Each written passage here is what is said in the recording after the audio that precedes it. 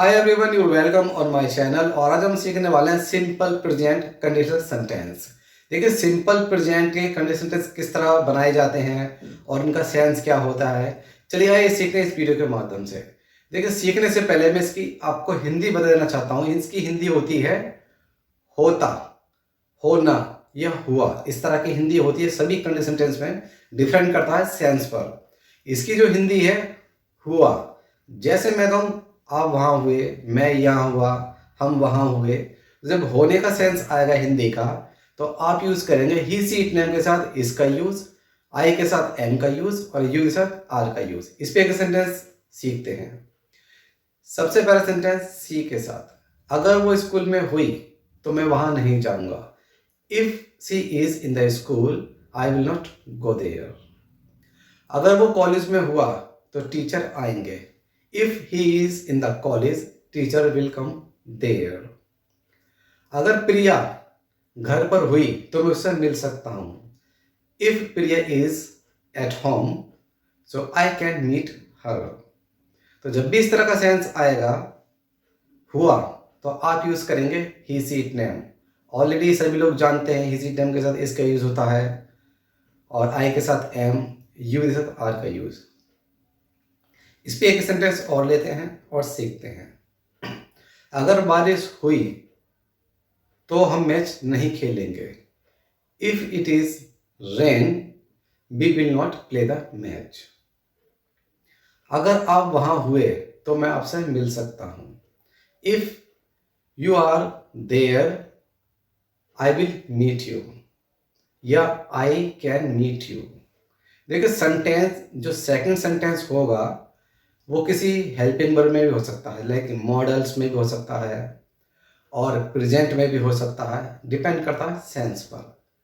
तो आप जब भी कोई भी सेंटेंस बनाते हैं कंडीशनल सेंटेंस का तो आपको सबसे पहले यही ध्यान रखना है कि इसका हिंदी का सेंस क्या है, इसका हिंदी मीनिंग लास्ट का क्या है। तो कंडीशनल सेंटेंस थोड़े से ट्रिकी होते हैं, इतने ट्रिकी भी नहीं होते, लेकिन थोड़ा सा इसमें से कंफ्यूजन होती रहती है सभी स्टूडेंट के साथ।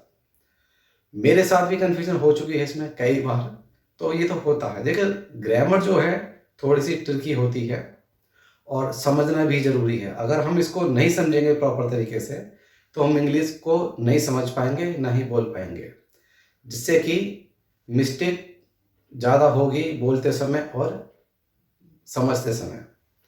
तो कोशिश ये रहे कि जब भी कोई वीडियो अगर आपके समझ में नहीं आता है तो एक ही तरीका है, उस वीडियो को 2 4 5 बार वॉच करें, प्रॉपर तरीके से समझें कि इस सेंटेंस के अंदर सेंस क्या है, इसको किस तरह बनाया गया है।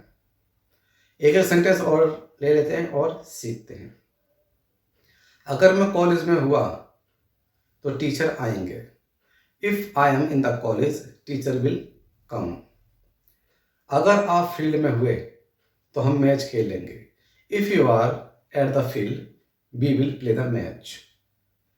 अगर आप यहाँ हुए तो वे लोग यहाँ आएंगे। If you are come here, जैसे कि if you are come here, देखिए आने का सेंस है इसमें। अगर आप आए तो होता क्या है, देखिए कुछ सेंटेंस ऐसी होती हैं तो थोड़ी सी मैं थोड़े जानबूझकर 2 4 सेंटेंस ऐसे बनाता हूँ। मैं देखना चाहता हूँ कि आप किस तरह इसको समझ रहे हैं। इसमें मैंने डाल दिया, मतलब एक्शन वर्ब डाल दी। तो ये ध्यान रहे कि सेंटेंस बनाते समय आपको ये खासकर ध्यान रखना, सामने वाला पर्सन अगर इंग्लिश बोल रहा है तो किस तरह उसको डील करना है। अगर आप यहाँ हुए, इफ यू आर हियर, तो हम यहाँ आएंगे, वी विल कम हियर। तो सेंटेंस आगे पीछे कुछ भी हो सकता है। देखिए, मैन क्लाउज क्या है, इफ क्लाउज क्या है, ये सब थोड़ा सा मैं अलग से एक वीडियो बनाऊंगा इन पर। तो फिलहाल आप मैन क्लाउज और इफ क्लाउज पर ना जाएं, बस आपको समझना है और समझाना है, बस इतना ध्यान रखिए। सभी सेंटेंस के अंदर कोई सी भी हेल्पिंग वर्ब का यूज किया जा सकता है। लास्ट वाले सेकंड वाले में हेल्पिंग वर्ब मॉडल का भी यूज किया जा सकता है और प्रेजेंट भी और बिल का भी यूज किया जा सकता है। फर्स्ट वाले में सिंपली आपको दिखाना है, मतलब कि हुआ। अगर मैं घर पे हुआ तो मैं उससे मिल सकता हूँ। If he is at home तो आई कैन मीट हिम। प्रिया अगर ऑफिस में हुई तो हम उससे मिल सकते हैं। If Priya is in the office we can meet her. अगर बारिश हुई तो मैं वहां नहीं जाऊंगा। If it is rain I will not go there.